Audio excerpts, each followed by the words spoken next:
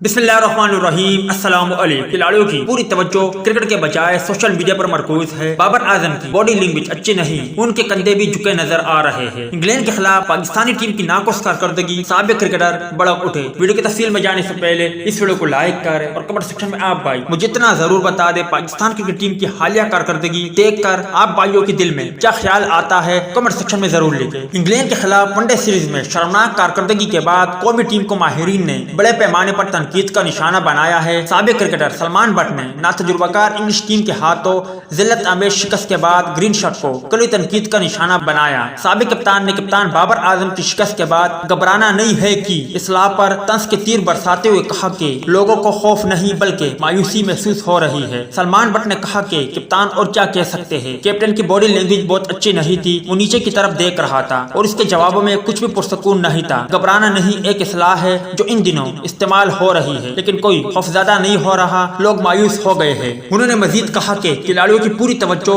Social media, इज्तिमाआत और तकरीबात पर मरकूज है और सालगिरह की वीडियो बना रहे हैं और कोई न कोई वाक़या पेश कर रहे हैं और वीडियो बनाते जा रहे हैं। उनकी पूरी तवज्जो क्रिकेट पर होनी चाहिए और जीत हासिल करने के लिए सरतोड़ कोशिशें की जानी चाहिए, तभी इंग्लैंड के खिलाफ वनडे, टी20 और आने वाली वेस्ट इंडीज के खिलाफ सीरीज में पाकिस्तान क्रिकेट टीम कामयाबी हासिल कर सकती है, वरना नतीजा ऐसा ही होगा जैसे चलता आ रहा है। उम्मीद है दोस्तों कि आप भी सलमान बट के इस बात से इत्तेफाक रखोगे। तब तक के लिए इजाजत दीजिए। अल्लाह हाफिज।